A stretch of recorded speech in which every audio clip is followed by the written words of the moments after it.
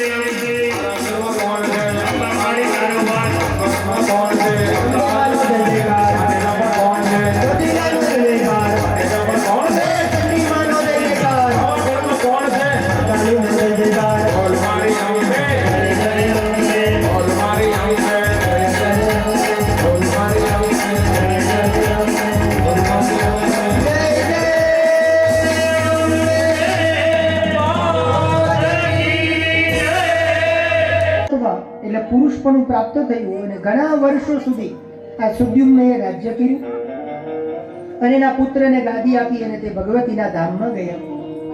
અને દેવી ભાગવતના મહાત્મ્યનો એક બહુ મજાનો અદ્ભુત પ્રસંગ હવે ચાલુ થાય છે. જરા ધ્યાન આપજો. દેવી ભાગવતનો ખૂબ સુંદર પ્રસંગ. આપણે ત્યાં અનેક ઋષિઓ થયા. આપણે ત્યાં અનેક ઋષિઓ થયા. એમાં એક ઋતવાક નામના મુનિ થયા. ઋતવાન નામના મુનિ થયા. આ ઋતવાક નામના મુનિ એ તપસ્વી હતા, ખૂબ જ્ઞાની હતા.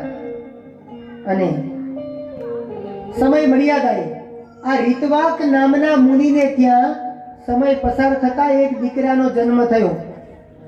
ધ્યાન આપજો, નકર ઉપરથી જશે. આ ઋતવાક નામના મુનિ જે જગદંબાના ઉપાસક હતા, માતાજી મહામાયાનું ભજન કરનારા હતા. સમય મર્યાદાએ એને ત્યાં એક દીકરો થયો. પણ મુનિ એ જ્ઞાની હતા, સંત જેવું જીવન હતું. મુનિ હતા, સમાજને સારા માર્ગે લઈ જતા.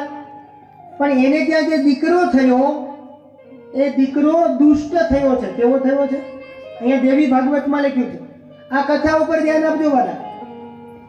આ મુનિ છે, છતાં એનો દીકરો કેવો થયો? આવું કેમ થયું એના માટે આખી કથા વિસ્તારથી સંભળાવું છું, એટલે ધ્યાન આપજો. મુનિનું પવિત્ર જીવન હતું, પણ એમને ત્યાં એક જે દીકરો આવ્યો એ દીકરો દુષ્ટ થયો, દુરાચારી થયો. હવે આનું પવિત્ર જીવન અને દીકરો આવો થાય તો એ કેમ ચાલે? એટલે અહીંયા દેવી ભાગવતમાં લખ્યું છે દેવી ભાગવતનું મહાત્મ્ય, એનો 4થો અધ્યાય, એનો 17મો શ્લોક, દીકરો કેવો થયો એનું વર્ણન કર્યું છે કે કુપુત્રેણ નાન્વયો નષ્ટો જન્મ નષ્ટમ કુભાર્યયા કુભોજનેન દિવસ કુમિત્રેણ સુખમ કુતઃ. હવે ધ્યાન આપજો, શું કીધું અહીંયા? કે જેનું ભોજન બગડ્યું, આ શ્લોકનો અર્થ સમજાવું. જેનું ભોજન બગડ્યું એનો દિવસ બગડ્યો, જેનું ભોજન બગડ્યું એનો દિવસ બગડ્યો, જેની પત્ની ભાર્યા કુમાર્ગગામી થઈ એનું જીવન એ તમે નક્કી કરજો. બધું હું બોલે તો કેમ મેળવશે? જેનું ભોજન બગડ્યું એનો દિવસ બગડ્યો, જેની પત્ની કુમાર્ગગામી થાય એનું જીવન. એટલા માટે હાસ્ય કલાકારો એમાં સાઈરામભાઈ દવે, આપણું ગોંડલ, સાઈરામ દવે એવું કે એક ઘડિયાળ, શબ્દ સમજો નકર નહીં સમજાય, એક ઘડિયાળ અને બીજા પત્ની, તેમાં ઉતાવળ ન કરવી. થોડુંક અત્યારે સમજાય, થોડુંક ઘરે ગયા પછી, કેમ કે બેયની અંદર પછી ઈ તો આગળ એમ પણ સમજાવે છે, ખોટું નહીં લાગે ને? પાકું. ઈ આગળ એવું પણ સમજાવે કે આ ઘડિયાળમાં અપડેટ વર્ઝન આવે, ઓલામાં તો ઈ ન આવે. સમજાય વેલા મોડું ગમે ત્યારે સમજાય વાલા. તો અહીંયા કુપુત્રેણ અન્વયો નષ્ટ જન્મ નષ્ટમ કુભાર્યયા, કે જેનું ભોજન બગડ્યું એનો દિવસ બગડ્યો, જેની ભાર્યા કુમાર્ગગામી થઈ, કુલક્ષણી થઈ એનું જીવન બગડ્યું, જેનો પુત્ર કલંકી થયો, દુરાચારી થયો, એના કુળનો નાશ થાય છે. કુપુત્રેણ કુલમ નષ્ટમ, હું કહે છે દેવી ભાગવત, પુત્ર કુપુત્ર થાય તો કુપુત્રેણ કુલમ નષ્ટમ, કે તમારા કુળની અંદર કલંક બેસાડે છે. અને કુમિત્રેણ કુતમ સુખમ, સારા મિત્ર ન હોય તો આપણે વાત કોને કરવી? એટલે મિત્ર પણ સારા હંમેશા હોવા. તો અહીંયા દીકરો ભલે એક જ હોય પણ કેવો દીકરો માંગવાનો? કે વરમ એકો ગુણી પુત્રો નચ મૂર્ખ શતાન્યપી, પણ એક જ ચંદ્ર તમો હંતી નચ તારા ગણોપી ચ. એક જ દીકરો ભલે માંગો પણ કેવો માંગો? આકાશમાં અગણિત તારાઓ વિદ્યમાન હોય પણ એની અંદર પણ જો તમારો દીકરો એટલે કે ચંદ્ર જેમ રળિયામણો લાગતો હોય એવો આપણો દીકરો રળિયામણો લાગે ને એવો દીકરો માંગવાનો. સમજાય છે? સવારમાં એક બાપા જતા હતા, એટલે એને કોઈ સજ્જન વ્યક્તિએ બાપાને સામા મળ્યા અને પછી બાપાને કીધું કે બાપા કેટલા દીકરા? તો કે 2 છે પણ ટબ્બા જેવા. આ અમારી કાઠિયાવાડી ભાષા, 2 છે પણ ટબ્બા જેવા. આમ સમજાય છે ને? કેમ કે આનો વિસ્તાર નહીં હોય, પાછો કયા ટબ્બા જેવા એનો કોઈ વિસ્તાર નહીં હોય. સમજાય છે ને? 2 છે પણ હારા છે આપણી ભાષામાં. એટલે એને પૂછ્યું કે બાપા આ 2 માંથી એકે દેખાતા તો નથી, ક્યાં છે તમારા દીકરા? તો કે એક મેન્ટલમાં છે અને બીજો સેન્ટ્રલમાં છે. તમે તો કે જામીન ગોતવા નીકળું છું. સમજાય છે? થોડુંક અત્યારે સમજાય, થોડુંક ગમે ત્યારે. દીકરો એક જ માગજો વાલા, પણ કેવો માગજો? જેને કદાચ દીકરાઓ આવી ગયા હોય, જીદ્દી હોય, હજી એકવાર શીખવાડતો જાવ. આજે માતાજી પાસે પ્રાર્થના કરજો, ચોક્કસ જગદંબા તમારું સાંભળશે. અહીંયા જુઓ, આ કથા સાંભળવાથી આપણા દીકરાઓ, સંતાનો, એની બુદ્ધિ પ્રગાઢ બને છે. જે મેં તમને કીધું હતું એ હવે આવી વાત. અહીંયા મુનિ છે, એનું જીવન તો પવિત્ર હતું, પણ દીકરો કેમ આવો થયો? હવે ધ્યાન આપજો. તો અહીંયા દીકરો દુષ્ટ થયો અને દુરાચાર કરવા લાગ્યો. ત્યારે આ ઋતુવાન નામના જે મુનિ હતા એ ગર્ગાચાર્ય મહારાજ પાસે આવ્યા અને ગર્ગાચાર્યને કહેવા લાગ્યા કે મહારાજ, હું આટલો બધો જ્ઞાની, પવિત્ર, તો મારો દીકરો આવો દુષ્ટ કેમ થયો? હવે ધ્યાન આપજો. 6 કારણથી આપણી ઘેરે દીકરો દુષ્ટ પાકે. એના 6 કારણો દેવી ભાગવતે બતાવ્યા છે. અહીંયા ઋત્વાક નામના મુનિ ગર્ગાચાર્યને કહે છે કે હું મુનિ પવિત્ર જીવન, સંધ્યા વંદના, સમાજને સારા માર્ગે લઈ જાવ, તો મારા ઘરે આ પુત્ર કુપુત્ર કેમ થયો? મેં ગુરુની સેવા ભાવથી કરી છે, તો પણ મારા ઘરે આ પુત્ર કુપુત્ર કેમ થયો? મેં તો ગુરુની આદર ભાવથી સેવા કરી છે, તો મારો દીકરો આવો કેમ પાક્યો, આવો કેમ થયો? પહેલું કારણ. ગર્ગાચાર્યને ઋત્વાક નામના મુનિ કહે છે કે મેં એવા તો હું પાપ કર્યા, મેં તો ગુરુની સેવા કરી છે, તો એ મારા ઘરે આવો દીકરો.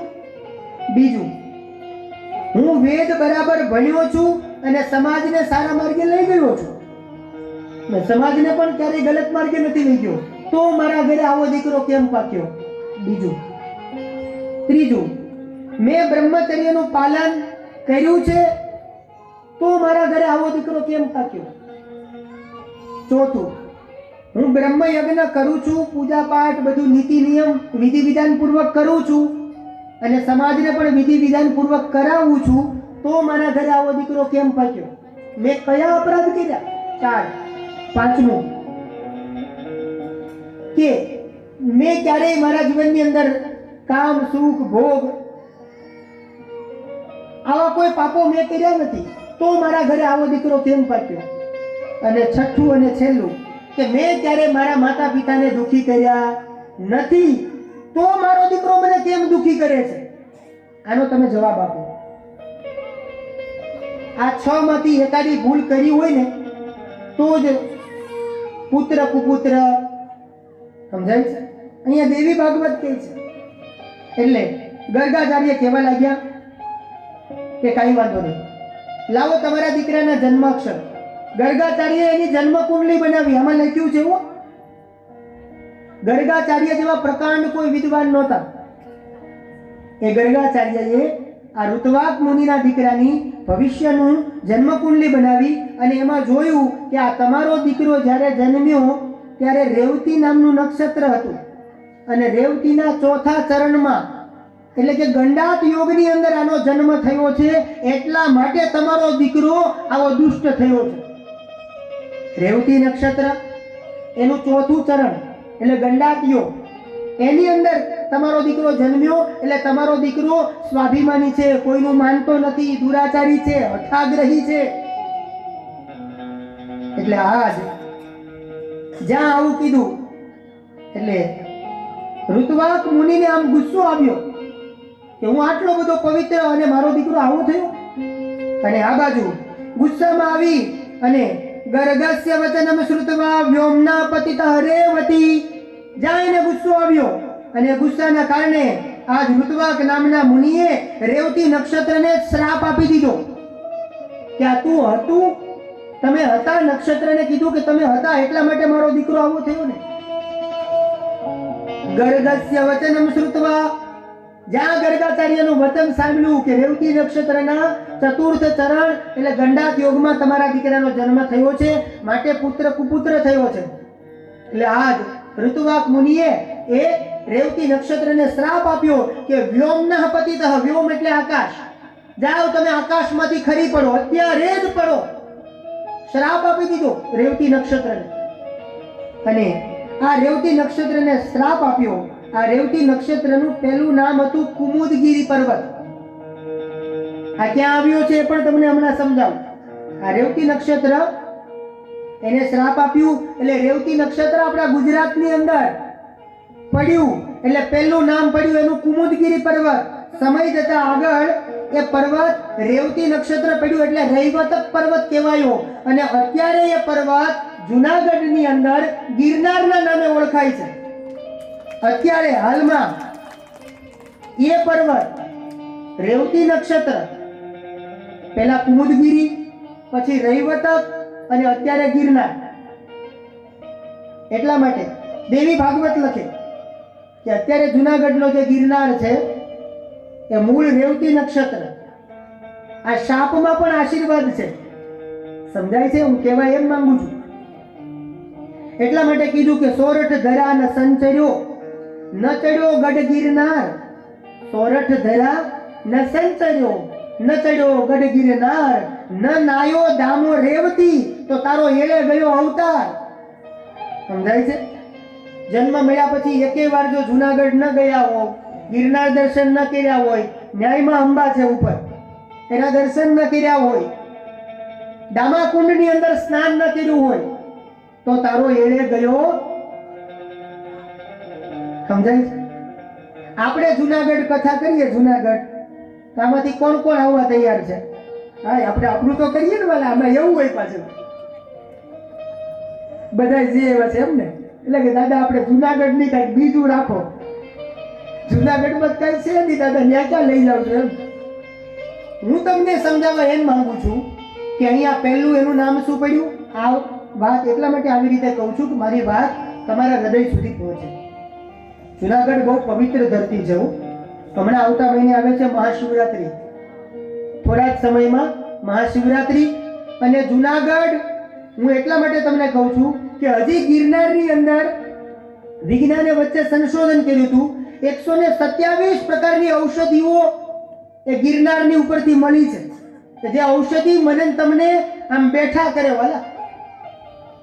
આવી ઔષધિઓ હજી ગિરનારમાં છે, એ તો આપણને ઓળખતા નથી આવડતી. એટલે ગિરનાર કોઈ સામાન્ય પર્વત નથી. તો અહીંયા નક્ષત્રને શ્રાપ આપ્યો અને આ બાજુ એ શ્રાપના કારણે એ રેવતી નક્ષત્ર ગિરનાર ઉપર પડ્યું. એટલે ત્યાં એક પુત્રી જન્મી જેનું નામ થયું રેવતી. શ્રાપના કારણે એક પુત્રી જન્મી, નામ પડ્યું રેવતી. અને આ બાજુ થોડોક સમય પસાર થયો એટલે પ્રમુંચ નામના ઋષિ ત્યાંથી નીકળે છે અને આ કન્યા રેવતી નામની જે નક્ષત્ર રૂપી કન્યા એને લઈ અને પછી એના આશ્રમમાં આવે છે. અને જ્યાં યજ્ઞ કરતા હતા એટલે પ્રમુંચ ઋષિ વિચાર કરવા લાગ્યા કે હવે હું તો ઋષિ છું, આ દીકરીને મારે કોઈની સાથે પરણાવી દેવી જોઈએ. અને એક સમય ફરતા ફરતા વિક્રમ રાજાના દીકરા દુર્દમ, અહીંયા નામ બતાવ્યું છે, વિક્રમ રાજા એનો દીકરો દુર્દમ, એ દુર્દમ ત્યાંથી પસાર થાય છે. અને જ્યાં પ્રમુંચ ઋષિની આ કન્યા રેવતી એ જ્યાં હતી ત્યાં આવ્યા અને દુર્દમ રાજા સહજમાં બોલ્યા કે હે પ્રિય. હવે આ પ્રિય સંબોધન કોને કરાય એ આપણને ખબર હોવી જોઈએ. ક્યાં બોલવું, કેટલું બોલવું, ક્યારે બોલવું, એ તમને આવડવું. અત્યારે આપણે ગમે ત્યારે બોલીએ, ગમે તેમ બોલીએ, મન ફાવે એવું વ્યવહાર કરીએ, એવું કરાય. વાણી હંમેશા કેવી વાપરવી જોવે? મીઠી, સારી. અહીંયા આને એમ કીધું કે હે પ્રિય, પણ આ શબ્દો જ્યાં પ્રમુંચ ઋષિના કાને પડ્યા એટલે પ્રમુંચ ઋષિ બહાર આવ્યા અને કહેવા લાગ્યા કે દુર્દમ, તમારે મારી દીકરીનું બાવડું પકડવાનું છે, તમારે આની સાથે લગ્ન કરવાના છે. દુર્દમ રાજા કે મારે તો ઘેર સુભદ્રા રાણી છે, એને ક્યાં મૂકવા જાવ? ત્યારે પ્રમુંચ ઋષિ કહેવા લાગ્યા કે આ તમારું જ ભાગ્ય છે. અને જ્યાં પ્રમુંચ ઋષિ આવું કહેવા લાગ્યા અને પાછું પ્રમુંચ ઋષિ આકાશવાણીને કીધું કે જો હું સત્ય હોઉં તો હજી એક વખત તમે કેવડાવો કે આ દુર્દમ રાજાના રાણી થશે. અને પુનઃ બીજી વાર આકાશવાણી થઈ કે હે દુર્દમ, આ તમારું ભાવી છે, તમે એમની સાથે વિવાહ કરો. એટલે એ રેવતી સાથે દુર્દમ રાજા વિવાહ કરે છે. અને આ બાજુ દુર્દમ રાજા વિવાહ તો કરે છે પણ એ વિવાહ સમયે દુર્દમે એક શરત રાખી કે હું વિવાહ તો જ કરું. પ્રમુંચ ઋષિને કહે છે કે મારો ત્યાં જે દીકરો આવે એ મન્વંતરનો અધિપતિ થાય. એટલે પ્રમુંચ ઋષિ એ તો ત્રિકાલજ્ઞ હતા અને કીધું કે જાઓ તમે મારી દીકરીનો હાથ પકડો, પાણી ગ્રહણ કરો અને જાઓ, મારો તમને આશીર્વાદ છે, તમારા દાંપત્ય જીવનમાં જે બી દીકરો આવશે એ મન્વંતરનો અધિપતિ થશે. અને આજ રાજા દુર્દમ વિચાર કરવા લાગ્યા કે દીકરો તો તમારો મન્વંતરનો અધિપતિ થશે પણ સાથે સાથે તમારે 5 વખત દેવી ભાગવત શ્રવણ કરવું પડશે તો તમારો દીકરો મન્વંતરનો અધિપતિ પણ થશે અને રાજાઓમાં શ્રેષ્ઠ બનશે. એટલે હવે દુર્દમ રાજા ચિંતામાં પડ્યા કે 5 વખત દેવી ભાગવત કોણ સંભળાવે? અહીંયા એક વખત ના ફાફા પડે છે, એક વખતે આપણે સમજાય છે. તો અહીંયા જ્યાં દુર્દમ રાજા વિચાર કરે છે કે 5 વખત દેવી ભાગવત કોણ સંભળાવે, એવામાં ત્યાંથી લોમસ નામના ઋષિ આવ્યા છે અને એ લોમસ ઋષિએ આ દુર્દમ રાજાને 1 વાર 2 વાર 3 વાર 5 વખત દેવી ભાગવતની કથા સંભળાવી અને દેવી ભાગવત સાંભળવાથી એમના ઘરે જે દીકરો થયો જેનું નામ છે રૈવત, અને રૈવત એ મન્વંતરનો અધિપતિ બન્યો. આટલો બધો દેવી ભાગવતનો મહિમા છે જો સમજાય તો આ મહિમા બતાવીને છેલ્લા 5મા અધ્યાયની અંદર નિયમોનો અધ્યાય 5મો અધ્યાય એટલે કે દેવી ભાગવતની કથા ક્યારે કરવી આપણે આગળ જોઈ ગયા કે દેવી ભાગવતની કથા ગમે ત્યારે ગમે તે દિવસે પૂર્ણ શ્રદ્ધાથી કરાવવી. કથા કરાવનારે ગણેશ, માતૃકા, નવગ્રહ, શિવજી એમનું પૂજન અર્ચન કરવું, ભાવથી એમને યાદ કરવા અને ત્યારબાદ વક્તા તરીકે કોને બેસાડવા. જો અહીંયા આવ્યું દેવી ભાગવતના વક્તા કેવા હોવા જોઈએ. અહીંયા લખ્યું છે કે વક્તા વિરક્ત હોવા જોઈએ, વૈષ્ણવ હોવા જોઈએ, વક્તા દ્રષ્ટાંત કુશળ હોવા જોઈએ કે કથા કદાચ ન સમજાય તો દ્રષ્ટાંતના માધ્યમથી કથા તમારા હૃદય સુધી પહોંચાડે એવા વક્તા હોવા જોઈએ. એટલા માટે વચ્ચે આપણે દ્રષ્ટાંત, ભજન, કીર્તન એવું અમે શું કામ ગાઈએ? અમારી વાત તમારા હૃદય સુધી પહોંચે એટલા માટે વક્તા હંમેશા કેવા? દ્રષ્ટાંત કુશલો ધીરો વક્તા કાર્યો અતિ નિસ્પૃહ. વક્તા દ્રષ્ટાંત કુશળ હોવા જોઈએ. આ વાત બતાવી અને ત્યારબાદ એમ કીધું કે દેવી ભાગવતના વક્તા જ્યારે કથા પૂરી થાય, આમાં એમ પણ લખ્યું છે કે દેવી ભાગવતના વક્તા બ્રાહ્મણ જ હોવા જોઈએ. અત્યારે ગમે એ કથા કરે છે, મારી પાસે પ્રમાણ છે, પાછું આપણે ઘરનું નથી બોલતા. આમાં લખ્યું છે કે પુરાણિકો બ્રાહ્મણસ્તુ વ્યાસાસન સમાશ્રિતા. દેવી ભાગવતના વક્તા કોણ હોવા જોઈએ? બ્રાહ્મણ જ હોવા જોઈએ. બ્રાહ્મણના મુખમાંથી જ હંમેશા કથા સાંભળવી. પછી સારી વાત તમારી, દેવી ભાગવત લખ્યું, દેવી ભાગવત કહે છે કે વક્તા તરીકેનો અધિકાર માત્ર ને માત્ર બ્રાહ્મણોનો છે. પુરાણિકો બ્રાહ્મણસ્તુ વ્યાસાસન સમાશ્રિતા આસમાપ્તે પ્રસંગોસ્તુ નમસ્કુર્યાન ન કસ્યચિત. એટલે બ્રાહ્મણના મુખમાંથી કથા સાંભળવી અને કથા પૂર્ણ થાય એટલે બ્રાહ્મણને આસનમ, ભાજનમ, દ્રવ્યમ, ફલ, વસ્ત્રાણી, કંબલમ. કથા પૂરી થાય એટલે વક્તાને તમે દક્ષિણામાં આસન આપવું પડે, ભોજન અથવા તો ભોજન માટે એકાદું વાસણ આપવું પડે. આમાં લખ્યું છે, હું મારા ઘરનું નથી કહેતો, આમાં જે લખ્યું છે એ હું તમને કહું છું. આમાં એક ક્રાંતિકારી વાત છે એટલા માટે આ શ્લોક સમજાવું છું. એક તો આસન આપવું પડે, તો એ તો તમે ગાદી તૈયાર કરી દીધી છે. પછી ભોજન માટે વાસણ, તો એ તમે રોજ સમયે ગોઠવી દો છો. પણ આમાં લખ્યું છે કે ફલ, વસ્ત્રાણી, કંબલમ. આજે લોકો શાલ ઓઢાડે ને છેલ્લે શાલ, એ દેવી ભાગવતમાંથી સંશોધન થયું છે. છેલ્લે વક્તાને તમે ગમે આપો પણ શાલ તો ઓઢાડવી પડે જ પડે, તો જ દેવી ભાગવત આપણને ફળે. આવું લખ્યું છે હો. તમે બધા લાવો એટલા માટે હું નથી બોલતો. હા, પાછા અન્યથા ન લેતા. અને એટલી બધી શાલ આવશે તો ઉપાડીને ઘરે નહીં લઈ જઈ શકીએ. વાત આ ખુલાસાવાળી વાત કરી દઉં. પણ મારે તમને કહેવું છે કે જો તમે બધા ખરેખર કથાથી રાજી થયા હો, આજે બીજો દિવસ છે, તો વામન દાદા એક ગૌશાળા બનાવે છે. મારે તમારી શાલ મારા માથા ઉપર, પણ વામન દાદા એક ગૌશાળા. આમાં એવો નિયમ છે કે દેવી ભાગવત જે બી કથા કરાવડાવે ને જે બી સાંભળે એને પૂર્ણ ફળ ત્યારે જ મળે જ્યારે એક ગાયનું દાન કરવામાં આવે ત્યારે. આમાં લખ્યું છે. પણ આપણે એક ગાયનું દાન ન કરી શકીએ તો કાંઈ નહીં, એક ગાયના દાન માટે આપણે 1100 રૂપિયા, વધારે નહીં. હું મારા માટે નથી માંગતો, ભગવાને ઘણું બધું આપ્યું છે. હરિઓમ.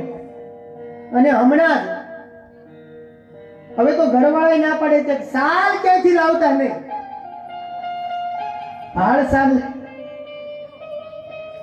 કલ્પેશભાઈ, પછી રાખવી ક્યાં ઘરમાં? ધોતી તો કે નહીં લાવતા, શાલ તો કે નહીં લાવતા. એટલા માટે તમારી પાસે માંગુ છું. શું કામ માંગુ છું ખબર? અમે તમારા, તમે અમારા, એ બંધન ના તૂટે અમને ભૂલશો માં. સમજાય છે? આપણે ઘરના છીએ એટલા માટે આવું કહેવાય. એક ગાયના દાન માટે ખાલી માત્ર 1100 રૂપિયા. અને તમે જે કંઈ દાન આપશો એની તમને આપણે પહોંચ આપશો. અને તમે જે કંઈ આપશો એ આપણી ગૌશાળામાં જ જશે. આપણે જગ્યા લેવી છે પણ થોડાક પાછા પડીએ છીએ કારણ કે એટલી બધી વ્યવસ્થા આપણી છે. સમજાય છે?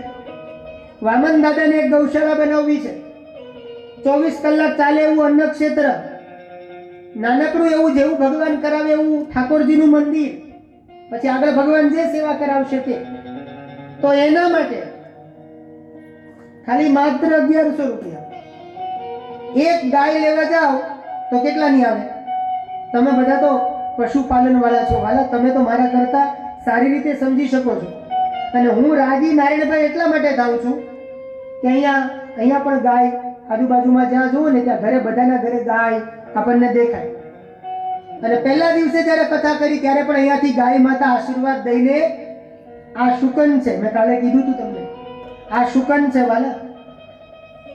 એટલે આજે કથા પૂરી થાય ત્યાં સુધીમાં જેનો પણ ભાવ જાગે ખાલી માત્ર 1100. એક ગાય લેવા જાવ ને તો લગભગ 20-30-40 લાખ રૂપિયા કે જે કંઈ હોય તે. આપણે એમાં જવું એ આપણો વિષય નથી.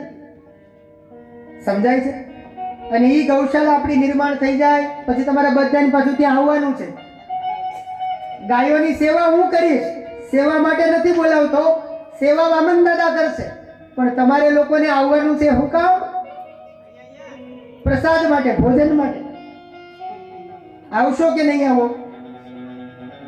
કોણ કોણ આવશે? નહીં માંગુ વાલા, 1100 રૂપિયા નહીં માંગુ. એમને તો ઊંચી આંગળી કરો. સમજાય છે? નહીં, મને ભરોસો છે. આ તો પલસાણા ગામ છે વાલા. અહીંયા કદાચ આપણે 108 નામ માંગીએ ને તો મને ભરોસો છે કે 110 આવશે, પણ 107 નહીં આવે.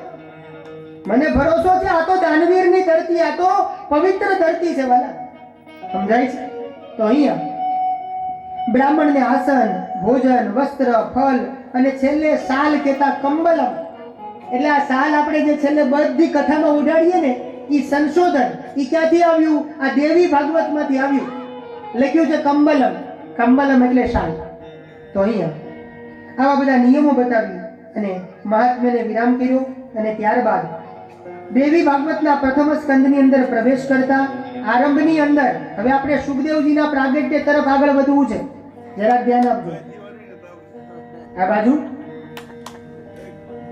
મહાત્મ્યને વિરામ કર્યો અને હવે દેવી ભાગવતનો પ્રથમ સ્કંદ, દેવી ભાગવતનો પ્રથમ સ્કંદ અને એનો પહેલો અધ્યાય ને પહેલો શ્લોક. બહુ સરસ વાત અહીંયા કરી છે તે નત્વા તત્પદ પંકજમ સુગલિતમ મુક્તિપ્રદમ યોગિનામ બ્રહ્માદ્યૈરપી સેવિતમ સ્તુતિ પરેર ધ્યેયમ મુનિન્દ્રે સદા વક્ષામ્યદ્ય સવિસ્તરમ બહુરસમ શ્રીમદ પુરાણોત્તમમ ભક્ત્યા સર્વરસાલયમ ભગવતી નામના પ્રસિદ્ધા દ્વિજા. પહેલા અધ્યાયનો પહેલો શ્લોક. બહુ સરસ મજાની વાત કરી અહીંયા. આરંભની અંદર માં ભગવતી જગદંબાને વંદન કર્યા છે. ભગવતી જગદંબા કેવા લાગે છે?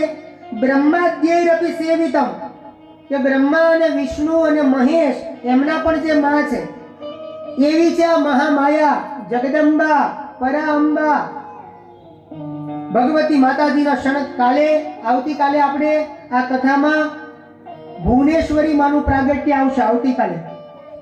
અને જેના નસીબમાં હોય એને જ આ કથા શ્રવણ કરવા મળશે. ભુવનેશ્વરી માનું દર્શન કરવા માત્રથી કરોડો જન્મના પાપો બળીને ભસ્મ થઈ જાય. આવતીકાલે આપણે ભુવનેશ્વરી માનું પ્રાગટ્ય બરાબર 5 થી 5:30 વચ્ચે કરીશું આવતીકાલે. અને અત્યારે સુખદેવજીના પ્રાગટ્ય તરફ આપણે આગળ વધવું છે. પણ એ પહેલા અહીંયા આરંભની અંદર માતાજીને વંદન કર્યા કે માં ભગવતી કેવા લાગે છે? માં ભગવતી માતાજીના ચરણ લાલ છે, કોમળ છે. યોગીઓ પણ મુક્તિ માટે માં ભગવતીની ઉપાસના કરે છે. એટલા માટે રાત્રિ સૂક્તમાં કહેવામાં આવ્યું કે ત્વમેવ સંધ્યા સાવિત્રી ત્વમ દેવી જનની પરા ત્વય્યે તદ ધાર્યતે વિશ્વમ ત્વય્યે તદ સૃજ્યતે જગત. હે માં, આ તમારા કારણે આ જગતનું સર્જન થયું. એટલા માટે તમે આરતીમાં ગાવ છો કે તે રસે તુળજા રૂપ તમે તારુણી. અને કોણ કોણ માતાજીના ગુણલા ગાય? બ્રહ્મા, વિષ્ણુ, સદાશિવ, ગુણતારા ગાતા.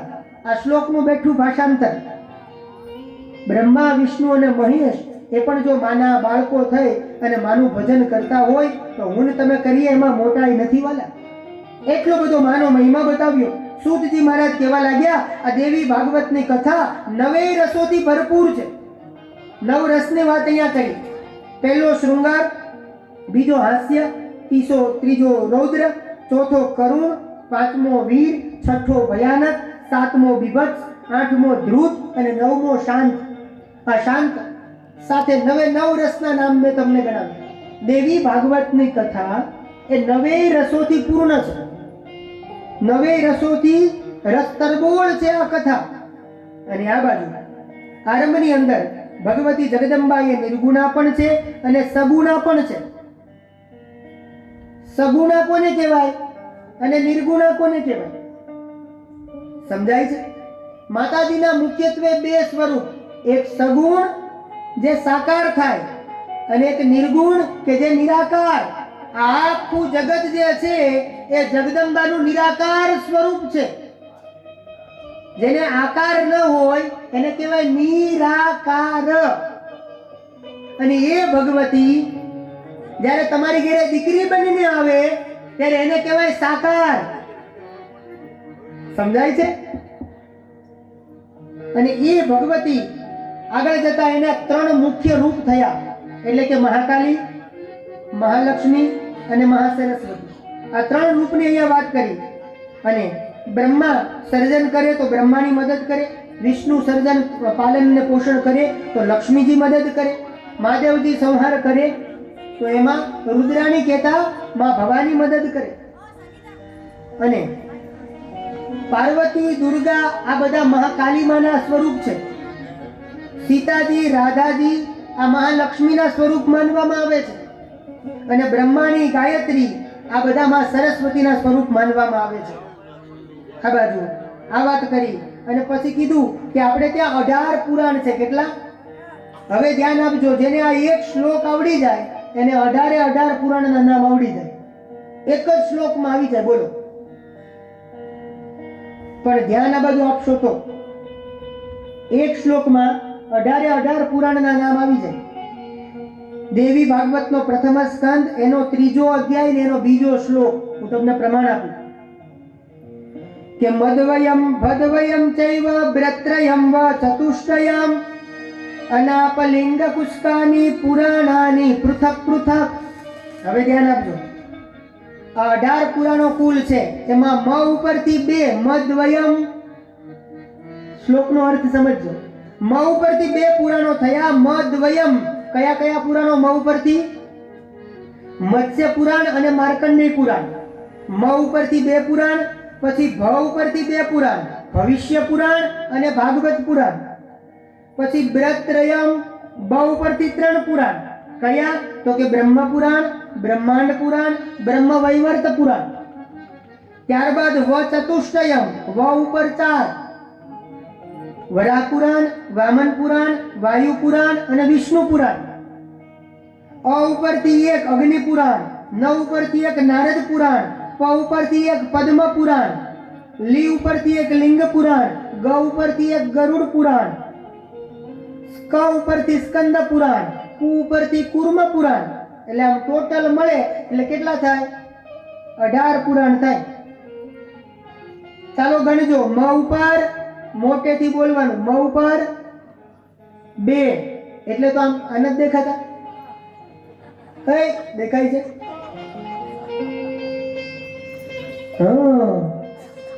ધ્યાન આ બાજુ. મ ઉપર કેટલા? 2. પછી ભ ઉપર 2 એટલે 2 ને 2 4. પછી બ ઉપર 3 એટલે 4 ને 3 7. પછી વ ઉપર 4 7 ને 4 હા, હું કાન અમદાવાદ મૂકીને આવ્યો છું. 11 પછી અ ઉપર 1 12. હવે આંકડો ગણજો. પછી ન ઉપર 1 13, પ ઉપર 1 14, લી ઉપર 1, ગ ઉપર 1, કુ ઉપર 1, ક ઉપર 1. કેટલા થયા? બરાબર ભણ્યો ને? મદવયમ ભદવયમ ચૈવ બ્રત્રયમ વ ચતુષ્ટયમ અનાપલિંગ પુષ્કાની પુરાણાની પૃથક પૃથક. મ ઉપર 2, ભ ઉપર 2, મદ્વયમ દ્વયમ યાની 2, ભદ્વયમ બ્રત્રયમ વ ચતુષ્ટયમ. સમજાય તો? એટલે આ એક શ્લોક આવડવાથી 18 પુરાણના નામ આવડી જાય.